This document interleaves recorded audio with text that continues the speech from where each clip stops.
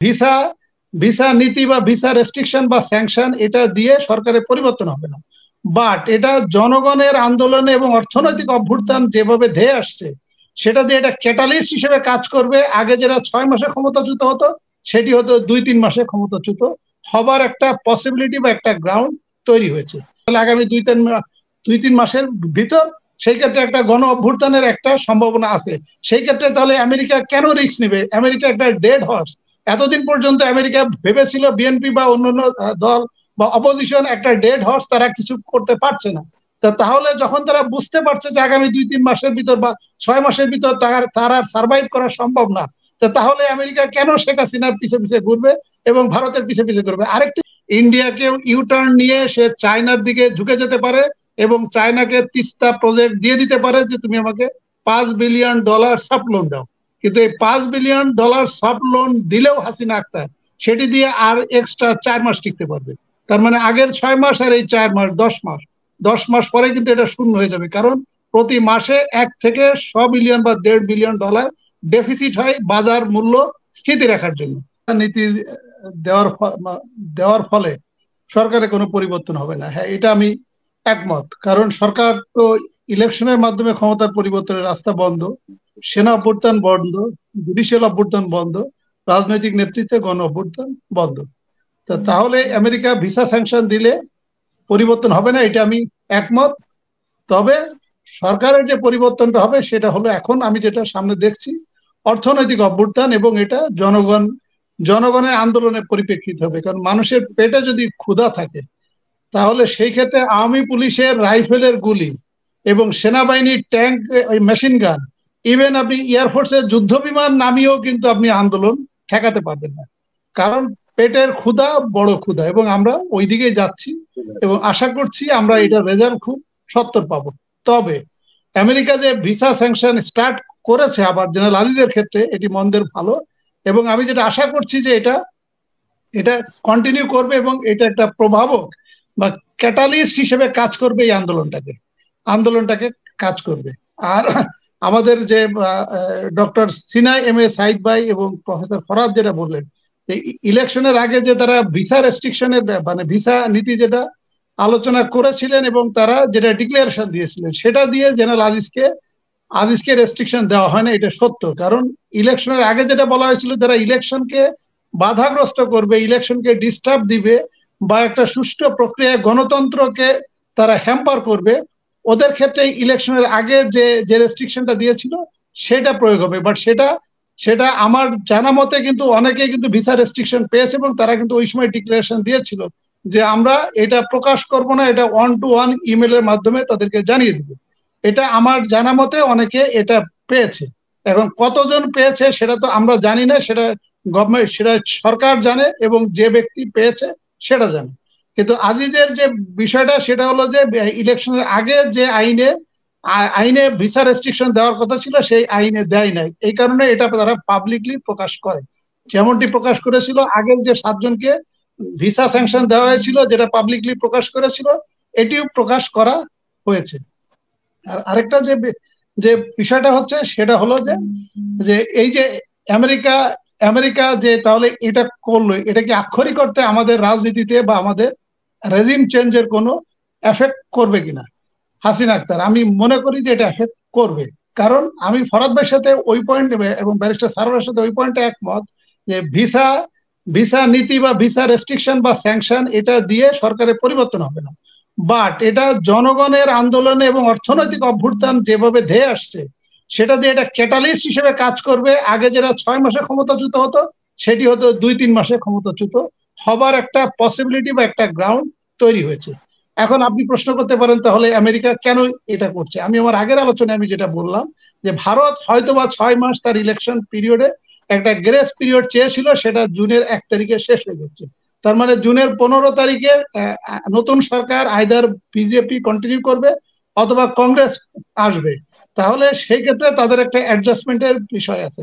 আর Donald লু এবং আমাদের পিটার ডি হাস বাংলাদেশ ব্যাংকে গেল, এবং আমি আমার আগের টাইমে যেটা আমি আপনার সাথে আলোচনা করলাম যে পর্দার আড়ালে এগুলো আলোচনা হয়েছে, রাজনীতি নিয়ে আলোচনা হয়েছে এবং তাকে অ্যামিকেবল সেটেলমেন্টের এখনো পর্যন্ত প্রস্তাব দেওয়া হয়েছে। এবং তাকে বলা হয়েছে যে আপনি যদি অ্যামিকেবল সেটেলমেন্টে না যান তাহলে বিশ্বের স্বৈর শাসকরা যে করুণ পরিণতিতে ক্ষমতাচ্যুত হয়েছে সেটা আপনাকে কিন্তু বরণ করতে হবে। আমরা ফরহাদ ভাইয়ের সাথে একমত, ব্যারিস্টার সারোয়ারের সাথে একমত যে আমেরিকা বা ইন্ডিয়া সরকার পরিবর্তন করে অন্য কোনো দলকে ক্ষমতায় আনুক, সেটা আমরাও আশা করি না। এটা জনগণ, এই দেশের জনগণকে সিদ্ধান্ত নিতে হবে। আমাদের সংবিধানের আর্টিকেল 7-এ জনগণের ক্ষমতা, জনগণের শক্তি, জনগণের পাওয়ার, জনগণের পাওয়ারটাকে ছিনিয়ে নেওয়া হয়েছে গত 18 বছর ধরে। জনগণই তার পাওয়ারটা এই ফ্যাসিস্ট বা এই রেজিম থেকে তারা ক্ষমতাটা ফিরিয়ে নিবে। এখন ফিরে নিবে কিভাবে? আমেরিকার এই যে কাজ, আমেরিকা যে বার্মা অ্যাক্ট করেছে এবং আমেরিকার যে আরাকানের যে বিষয়টা, যে সেটেলমেন্টের যে বিষয়টা, এটি শুধুমাত্র শেখ হাসিনার কারণে এটি কিন্তু এক্সপিডাইট হচ্ছে না, এটা কিন্তু ডিলে হচ্ছে। কারণ কোনো দেশের পররাষ্ট্র নীতি শুধু আপনাকে ক্ষমতায় রাখলো বা আপনার জন্য কাজ করবে বিষয়টা কিন্তু তা না। এটা প্রত্যেকটা দেশের কিন্তু একটা পররাষ্ট্র নীতি আছে এবং তাদের প্রত্যেকেরই কিন্তু একটা স্বার্থ আছে, একটা ইনডেফিনিট একটা স্বার্থ আছে। এখন আমেরিকার স্বার্থ হচ্ছে আরাকানকে আলাদা করা, বাট এই কাজটি কিন্তু করতে দিচ্ছে না এবং শেখ হাসিনার কারণে এটা ডিলে হচ্ছে, বাট আলটিমেটলি কিন্তু এটা হবে। ইন্দো প্যাসিফিক স্ট্র্যাটেজিতেও এটা কিন্তু একটা শেখ হাসিনার কিন্তু একটা সমস্যা। আর 3 নম্বর হচ্ছে যে এখন যদি রিজার্ভ যেটা আক্ষরিক করতে যদি 5-6 মাস পরে শূন্য হয়ে যায় এবং হ্যাকিং এর বিষয়টা যদি সত্য হিসেবে প্রমাণিত হয় তাহলে আগামী 2-3 মাসের ভিতর সেই ক্ষেত্রে একটা গণ অভ্যুত্থানের একটা সম্ভাবনা আছে। সেই ক্ষেত্রে তাহলে আমেরিকা কেন রিস্ক নেবে? আমেরিকা একটা ডেড হর্স। এতদিন পর্যন্ত আমেরিকা ভেবেছিল বিএনপি বা অন্যান্য দল বা অপোজিশন একটা ডেড হর্স, তারা কিছু করতে পারছে না। তাহলে যখন তারা বুঝতে পারছে যে আগামী 2-3 মাসের ভিতর বা 6 মাসের ভিতর তারা সার্ভাইভ করা সম্ভব না, তাহলে আমেরিকা কেন শেখ হাসিনার পিছে পিছে ঘুরবে এবং ভারতের পিছে পিছে ঘুরবে? আরেকটি যেটা বিষয় হচ্ছে, এবং শেখ হাসিনা যেখানে সুযোগ পায়, যেখানে সুবিধা পায়, সেখানে উনি দৌড় দিচ্ছেন। উনি ইন্ডিয়ার ক্ষেত্রে একবার দৌড় দেয়, একবার রাশিয়ার ক্ষেত্রে দৌড় দেয়, একবার চায়নার ক্ষেত্রে একবার দৌড় দেয়, একবার আমেরিকার ক্ষেত্রে দৌড় দেয়। তার মানে এখন যদি আমেরিকা যদি এইভাবে এই রেজিমকে যদি এখন চুপচাপ থেকে ভারত যেভাবে চাচ্ছে এটা যদি করে, তাহলে বাংলাদেশের জনগণকেও আমেরিকা হারাবে। কারণ আমেরিকার যে আমাদের যে doctor Cena M A Saeed যেটা বললেন, তাদের কিন্তু এখানে বড় ধরনের একটা ব্যবসায়িক স্বার্থ আছে। এবং পিটার ডি হার যে বাংলাদেশ ব্যাংকে গিয়েছিলেন, কেন গিয়েছিল? এখানে রিজার্ভের প্রকৃত অবস্থা জানতে চেয়েছিল এবং আমেরিকার যে ইনভেস্টমেন্টের যে লভ্যাংশ, এই লভ্যাংশ অনেকদিন ধরে পেমেন্ট করা হচ্ছে না এবং $5.8 বিলিয়ন এটা বাকি আছে, এটা ডিউজ আছে এবং তারা এটা ফেরত চায় এবং কবে ফেরত দিবে সরকার সেটা তারা জানতে চেয়েছে। তো এই সমস্ত কারণে এবং শেষ মুহূর্তে হয়তোবা আমেরিকা ভাবছে যে শেখ হাসিনা ইউটার্ন নিয়ে পুরাপুরি ভারতকে ডিনাই করে সে চায়নামুখী হয়ে যেতে পারে। সেই ক্ষেত্রে চায়নাকে তিস্তা প্রজেক্ট দিয়ে দিতে পারে। এইটার বিনিময়ে চায়নার কাছে উনি $5 বিলিয়ন সফট লোন চেয়েছে, যেটা বাজেট সহায়তা, যে বাজেট সহায়তা এবং রিজার্ভ যে বাড়ার জন্য। এবং শেখ হাসিনা কিন্তু এই কাজটি করে বসতে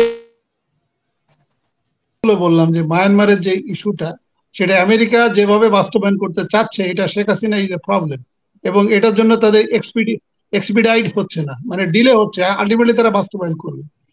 আর আপনার যে ভারতের যে সরকারটা বিজেপি যদি আসেও, তারা কিন্তু একটা দুর্বল সরকার হবে, আগের মতো কিন্তু তারা এত স্ট্রং সরকার হবে না। আর যদি বিজেপি যদি না আসে তাহলে তো ভার্চুয়ালি অন্য কংগ্রেস পাওয়ারে চলে আসবে। আর আমাদের বাংলাদেশে আক্ষরিক অর্থে রিজার্ভ ইজ এ প্রবলেম। সেটা তো আপনিও দেখছেন, সবাই দেখছে, ফরহাদ ভাইও দেখছে। ফরহাদ ভাই এটা স্বীকার করুক আর না করুক, এটি একটি সমস্যা। এবং যদি হ্যাকিং নাও হয়ে থাকে তাহলে যে পরিমাণ রিজার্ভ আছে তাতে 6-7 মাসের পরে এটা শূন্য হয়ে যাবে। আর এই মুহূর্তে আমি যেটা ভয় পাচ্ছি এবং আমার ধারণা আমেরিকাও হয়তো ভয় পাচ্ছে, যে শেখ হাসিনা শেষ মুহূর্তে ইন্ডিয়াকে ইউটার্ন নিয়ে সে চায়নার দিকে ঝুঁকে যেতে পারে এবং চায়নাকে তিস্তা প্রজেক্ট দিয়ে দিতে পারে যে তুমি আমাকে $5 বিলিয়ন সফট লোন দাও। কিন্তু এই $5 বিলিয়ন সফট লোন দিলেও হাসিনা আক্তার সেটি দিয়ে আর এক্সট্রা 4 মাস টিকতে পারবে। তার মানে আগের 6 মাস আর এই 4 মাস 10 মাস পরে কিন্তু এটা শূন্য হয়ে যাবে। কারণ প্রতি মাসে 1 থেকে 100 বিলিয়ন বা $1.5 বিলিয়ন ডেফিসিট হয় বাজার মূল্য স্থিতি রাখার জন্য। তাহলে আলটিমেটলি যে ফর্মুলাতে যাক, আর কারোর কাছ থেকে লোন পাওয়ার কোনো সম্ভাবনা নাই। আইএমএফ এখনো পর্যন্ত ফাইনাল গ্রিন সিগন্যাল দেয় নাই। তারপরেও যদি আইএমএফ দেয় সেটা $1.15 বিলিয়ন, সেটি দিয়ে মাত্র 5 দিনের ব্যয় মেটানো সম্ভব। আর এই 1.15 বিলিয়ন, ধরেন 1 বিলিয়ন, চায়না যদি দেয় 5 বিলিয়ন তাহলে 6 বিলিয়ন। এই 6 বিলিয়ন দিয়ে আপনি 4 থেকে 4.5 মাস এক্সট্রা সার্ভাইভ করতে পারবেন। এই সমস্ত কারণে আমার যেটা ধারণা যে আমেরিকার বার্মা ইস্যু এবং ইন্দো প্যাসিফিক স্ট্র্যাটেজি এটা বাস্তবায়ন করার জন্য, এবং শেখ হাসিনা শেষ মুহূর্তে চায়নার দিকে যদি চলে যায় সেই ক্ষেত্রে শেখ হাসিনা আবার জনগণের কিন্তু সমর্থন পাবে। শেখ হাসিনা যদি এখন পুরাপুরি ভারতকে ইউটার্ন দিয়ে চায়নামুখী হয়ে যায় তাহলে অনেক অনেক সমর্থন কিন্তু পাবে। এইটা ভেবেচিন্তে আমার ধারণা আমেরিকা রিস্ক নিবে না। সেই ক্ষেত্রে যেটা করার আমার যেটা ধারণা আগামী 2-4 মাসের ভিতর বা 1-2 মাস বা ভারতের সরকারটা গঠন হওয়ার পরে আমাদের এই জিনিসগুলো আরো ক্লিয়ার হবে। এবং ব্যারিস্টার সারোয়ারকে একটু আমি আশ্বস্ত করতে চাচ্ছি যে এটি যেহেতু স্টার্ট হয়েছে ঝিকে মেরে বউকে শেখানো, এরপরে যারা রানিং যারা কুশীলব আছে ওদের উপরেও স্যাংশন আসবে বলে আমি ধারণা করছি।